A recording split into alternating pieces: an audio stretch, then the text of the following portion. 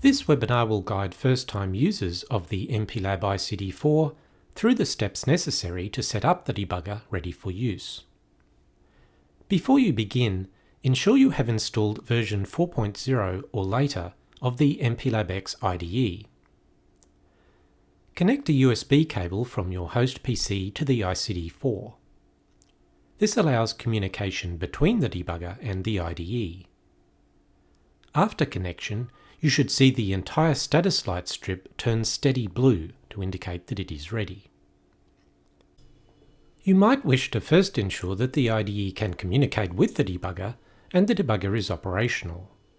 To do so, connect the supplied modular cable with RJ11 connectors to the ICD 4 and to the supplied ICD test interface module. Run the MPLAB X IDE and select Debug Run Debugger Programmer Self-Test. The IDE will ask you which tool you would like to test. Select the ICD 4 tool and OK. Click Yes when prompted to connect the cable.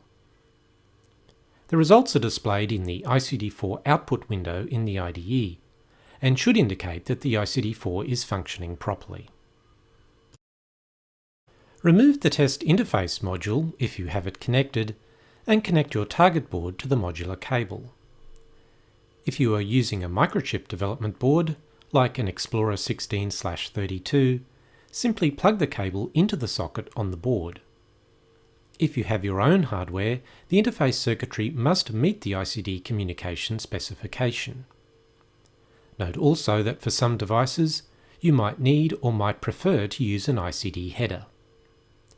See the MPLAB ICD 4 In-Circuit Debuggers User's Guide for information on the communication specification, and the Processor Extension Pack and Debug Header specification to determine if a header is required.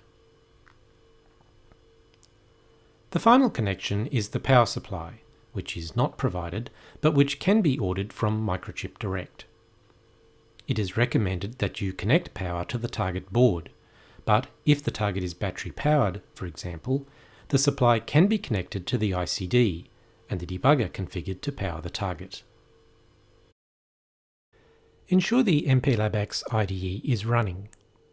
If you have an existing project, you can configure it to use the ICD 4 by opening the Project Properties dialog. Click the Configuration category and select ICD 4 from the list of hardware tools. If you are creating a new project, when you come to the Select Tools step in the New Project dialog, select ICD 4 from the hardware tool choices. Once you have your project open, review the settings for the ICD 4 by going to the Project Properties and clicking the ICD 4 category. Most of the default settings will work with any hardware, but the one setting you must confirm is that for the target board power in the Power Option category. If you are powering the target board directly from a power supply, leave the Power Target Board from ICD 4 option unselected. Enable this option if your target board is powered via the ICD 4's power supply connection.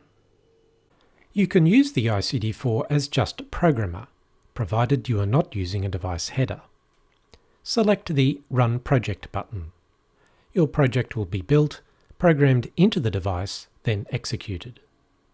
You can stop execution when desired, but you cannot perform any debugging on the running program using the IDE. Typically, you will use the ICD 4 as a debugger, so you can examine and change program execution. Select Debug Project. Your project will be built and programmed into the device along with the debug executive, which communicates information to the ICD and subsequently to the IDE, allowing you to click the Editor gutter to set breakpoints where you would like execution to pause. While the program is suspended, you can view and modify the content of registers, memory and variables from various views. Other debugger features are described in the ICD 4's User's Guide. Regardless of whether you use the ICD as a programmer or debugger, you should never set the device's debug configuration bit in your code. This setting is usually called debug and is automatically set based on the type of build that you select in the IDE. Also note that if you are using the ICD as a debugger, some of the device resources, such as data and program memory, might be used by the debug executive downloaded by the IDE. Your compiler will ensure that your program avoids reserved memory when debugging, but you should never explicitly allocate objects or code to these addresses. To see a summary of all the resources, go to the MPLAB X IDE Learn and Discover page. Click on User's Guide and Release Notes, then click on the link for the reserved resources for MPLAB ICD4. The next step is to sit back and experience the faster programming speeds offered by the new MPLAB ICD4.